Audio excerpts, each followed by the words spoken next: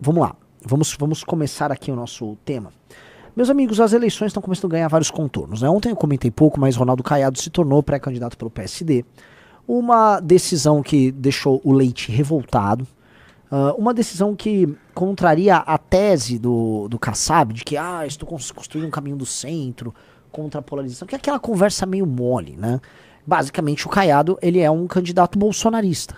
E ele se junta ao Zema num bloco de candidatos bolsonaristas, que eles não têm coragem de enfrentar a liderança bolsonarista no processo. E é uma linha auxiliar. Eu acho que ele está sendo colocado para ou ser um vice, ou, que é o mais provável, para posicionar o Kassab no jogo. O Kassab ganha valor de mercado no jogo, e aí com essa posição ele negociar com o Lula, negociar com o próprio Flávio Bolsonaro, ou comigo no momento certo. Essa aqui é real. Ou comigo no momento certo, tá? E estamos aqui nesse jogo só olhando, porque não é um projeto original, não é um projeto novo, tampouco é um projeto que vai poder fazer frente ao Flávio. Você querer fazer frente ao Flávio falando, não, eles são muito bons, mas eu também existo, não rola, não dá, tá? Então, vamos começar aqui com a declaração do Caiado. Do Caiado a gente vai pro Leite. Do Leite nós vamos pro Flávio. Vamos lá.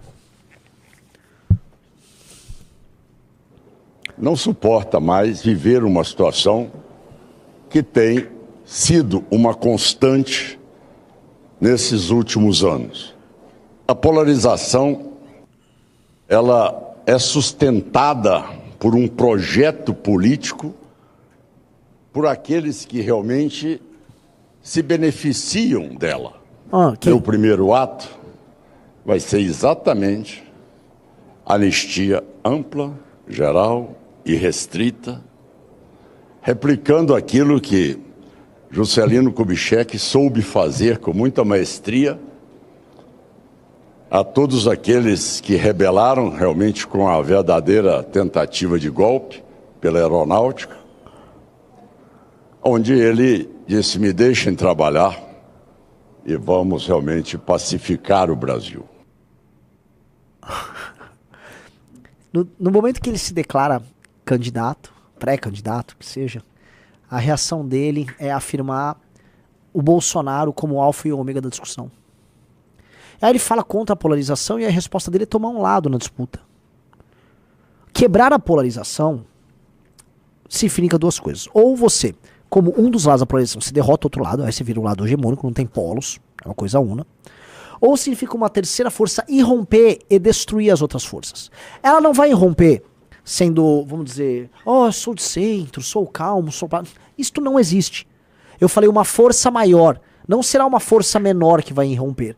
Uma força maior é uma força da natureza, ela tem que trazer elementos imaginativos, elementos de força, discursivos, elementos populares, grande o suficiente para quebrar essas duas estruturas monolíticas, que não são direita e esquerda, que é outro ponto, que é bolsonarismo e petismo, que são dois tipos de populismo de centro, com discursos populares que remetem a dois Brasis diferentes. O Lula não é um candidato essencialmente de esquerda. O Lula é um candidato que remete a um tipo de brasileiro. A identificação com o Lula é identitária. É um tipo de Brasil. É um Brasil mais moreno, é um Brasil mais humilde, é um Brasil com uma presença maior no Nordeste. Esse Brasil se identifica mais com o Lula. E o Bolsonaro se identifica de maneira identitária com o eleitor mais branco, mais sul-sudeste. É identidade. No fundo é sobre identidade essas duas coisas. E os governos são muito parecidos. Um com tempero mais à direita, até porque o eleitor é mais à direita, e o outro com tempero supostamente mais à esquerda. Aí você fala, mas Renan, e o eleitor ideológico Lula? Aí é um eleitor ideológico do PT, que é um eleitor ideológico das esquerdas, que ele é mais branco, ele é altamente branco, ele tá nas faculdades, ele tá no funcionalismo público. É isso. Esse é um outro bloco que o PT tem. Pega aqui e coloca. Assim como o bolsonarismo busca outro bloco com o centrão, que também pega uns eleitores diferentes. É isso. É um fenômeno identitário. As discussões poucos são ideológicas. As discussões são sobre adesão à personalidade. Ok? Adesão à personalidade. Tá dada a adesão à personalidade aqui, tá? O Caiado, ele só tá tomando o lado do exército do Bolsonaro. Então, é essa a primeira coisa que você faz quando você coloca um pré-candidato? Essa é a alternativa? Aí vai falar, não, porque eu fui um grande governador no Goiás. Já falei, o Caiado desses 3 governadores ali era o mais interessante. É também o que sabe falar melhor deles. Mas ponto. O Brasil precisa de um líder que reimagine o Brasil. E não um líder que imagine o Brasil do Bolsonaro e que possa executar isso um pouco melhor do que eles. Não, isso não é suficiente. Entendeu? E tampouco o líder que sirva ao Kassab. Que o Kassab representa a grande prostituta, que é o PSD e é o Centrão. Eles são a grande prostituta. Tá? Não há muito a dizer sobre isso. Tá? Paralelamente, o Leite soltou um vídeo. Vamos ver o vídeo do Leite?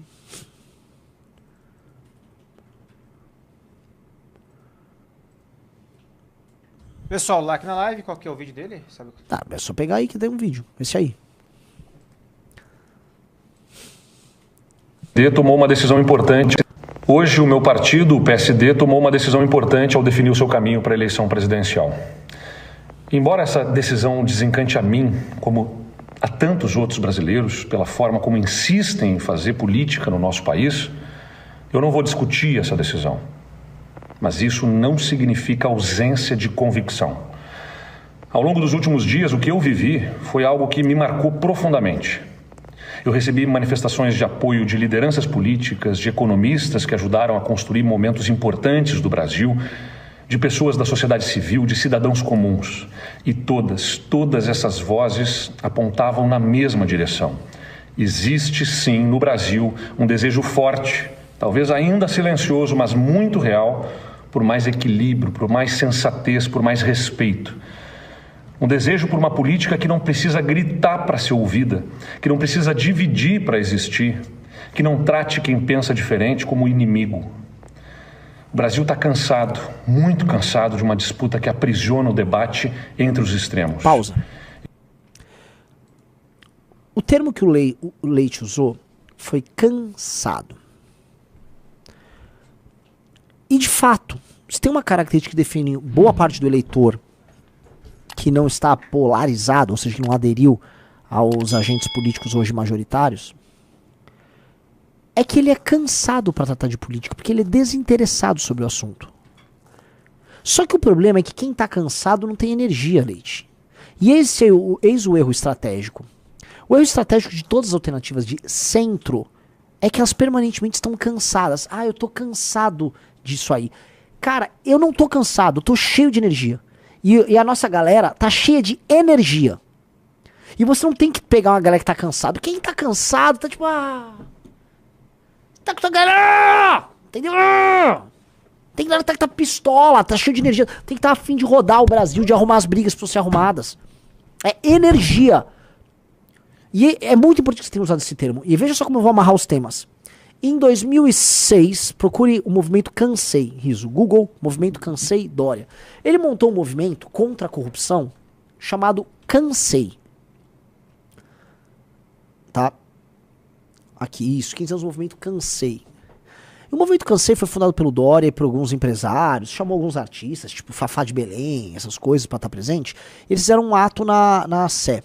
Tinha um adesivo Cansei, que as pessoas colocaram. E assim, era cansei da corrupção, cansei da roubalheira.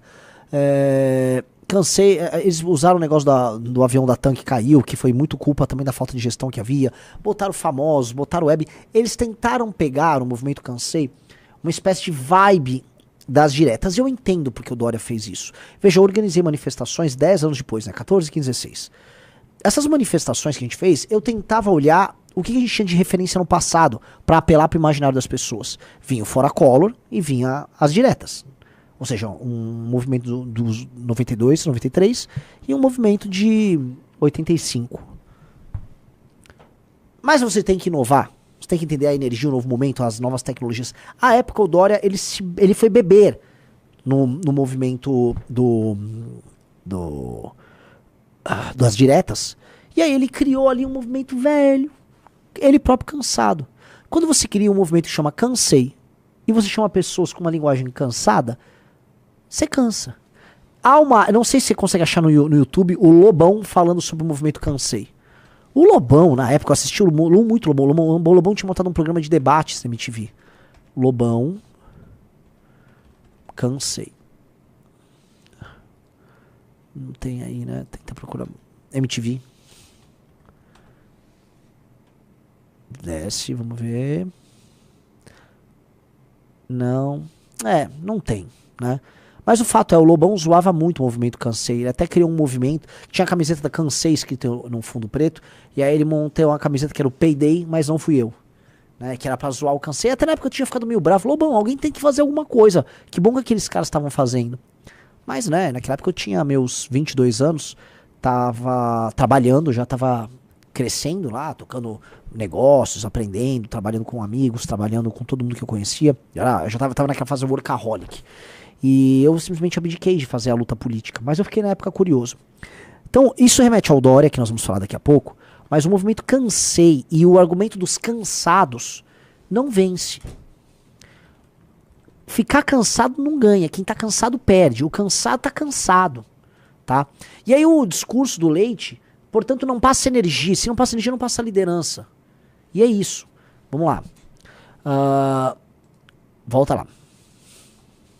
E com toda franqueza, a decisão tomada pelo partido tende a manter esse ambiente de polarização radicalizada que tanto limita o nosso país. Eu acredito num outro caminho. Eu acredito num centro liberal, democrático de verdade. Pausa. Não como uma... Leite. Veja, havia algum grau de radicalismo no discurso do Bolsonaro para 2018. Havia no PT da Dilma, na propaganda, um discurso radical em 2014. Definitivamente não houve 22 discursos radicais, nem do Lula, nem do Bolsonaro. O Lula estava falando em frente ampla, botou o Alckmin de vice, chamou o banqueiro para ajudar ele. E o Bolsonaro tentou comprar o voto das pessoas. Já em 22 não havia discurso radical. Você está repetindo uma coisa que funciona para pessoas de centro como se fosse uma espécie de um mantra. Não, eles são os radicais os extremos. Cara, eles não são radicais os extremos. E eles estão errados em não ser. Porque os problemas brasileiros são muito grandes e eles demandam uma ação muito mais incisiva. Eles estão cansados. Você está enfrentando dois caras com fadiga de material, com discursos cansados. O Flávio, hoje, fez mais uma lei anti-homem. O Flávio, mais uma vez, aderiu à agenda feminista desesperado que está pelo voto feminino. Isso não é a postura de um radical. Isso é a postura de um político oportunista do centrão. Então não adianta repetir como mantra. Eu vou colocar aqui. Eu acho o Leite um sujeito decente. O Leite, entraram... 18, entraram alguns governadores reformistas à direita. Entrou o Leite nos gaúchos. Entrou o bombeiro... Como é que é? Entrou o Leite lá nos gaúchos. Entrou um bombeiro, esqueci o nome dele, o Moisés em Santa Catarina. Okay. Entrou o Ratinho Júnior no Paraná. Entrou no Rio de Janeiro, entrou o Witzel. Entrou o Zema em Minas. E entrou o Caiado, vamos botar aí, entrou o Caiado em Goiás, fechou? Os dois estados que estavam na pior situação possível, os três, vamos botar, era Rio de Janeiro, era Minas Gerais e era Rio Grande do Sul. Paraná, Santa Catarina e Goiás, bem mais tranquilo. De longe, o Leite fez um trabalho, do ponto de vista fiscal e de modernização da máquina pública, mais eficiente que os demais. O Witzel caiu, não deu 1 ano de governo, não deu 2 anos e meio de governo, o Witzel caiu. O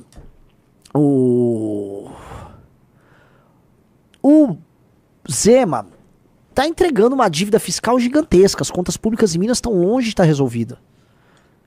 Teve um governo difícil. E o Leite pegou um governo difícil, mas o Leite entregou mais.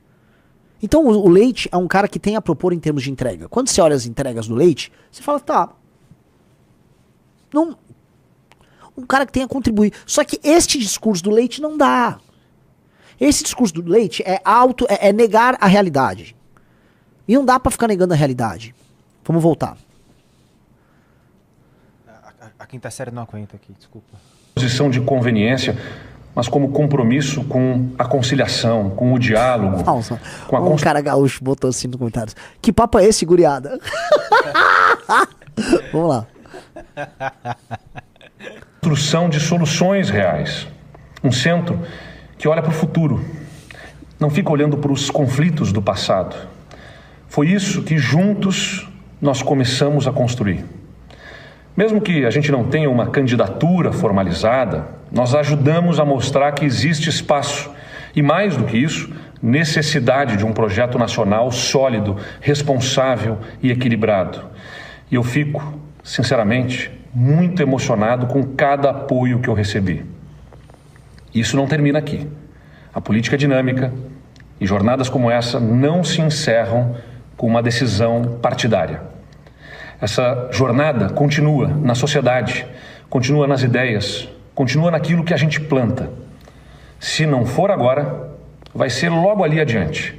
Mas o Brasil vai sim reencontrar o caminho do equilíbrio, vai reencontrar o bom senso, vai recolocar a política no seu devido lugar, o de servir as pessoas e não de dividi-las. E eu sigo comprometido com isso, leal ao Brasil, hoje, amanhã e sempre. Volto a colocar, não me parece um sujeito indecente, não é um sujeito indecente. Como tudo pode melhorar, como eu também posso melhorar. Agora, sendo muito honesto, ele só tá com uma ilusão. A imprensa ficou com essa ilusão, parte do empresariado ficaram com essa ilusão, muita gente ficou com essa ilusão. A real, amigos, e eu vou colocar aqui de maneira muito clara, é que não existe caminho para romper o Lula versus Bolsonaro que não seja através do conflito. Só que ninguém quer comprar essa aí, porque dói muito, você toma porrada demais. Eu já tô sendo alvo de algumas perseguições judiciais, não vou revelar agora, mas tá vindo uma perseguição judicial contra mim e minha família já, tá? Já tô de olho nisso, vocês vão saber logo mais. Estão voltando, sabe aqueles velhos ataques que faziam contra a minha família? Estão preparando um novo. Agora, foi nos últimos dias. E a questão é que a gente já ganhou a maldade aí. Então, o jogo é muito duro, o jogo é muito, muito pesado. Tá? Mas assim, não é pouco, é muito pesado. E eles não querem fazer esse jogo. Eles acham que vão ganhar o jogo por WO, porque o Centrão sempre ganha o jogo por WO. O Centrão, na ausência de posição, ou seja, ao ficar fora da briga, ele vira uma espécie de uma plateia, que fica vendo o pessoal, né, se degladiar ali dentro, e aí joga e torce pra um, mas é aquela plateia que depois torce pro outro, e pro outro, pro outro. O Centrão é a plateia dos filmes do Rocky Balboa. Você já viu o filme do Rocky? O filme do Rock é sempre assim, o Rock vai lutar em um lugar, a galera começa torcendo pro cara A, e aí termina torcendo pro Rock no final. Todo torcedor do Rock no boxe, ele é um vira-casaca, ele começa torcendo pro sujeito e termina com o Rock. É o Centrão, começa com um, vai com o outro. O que é importante pro Centrão ali é ganhar alguma coisa com essa história.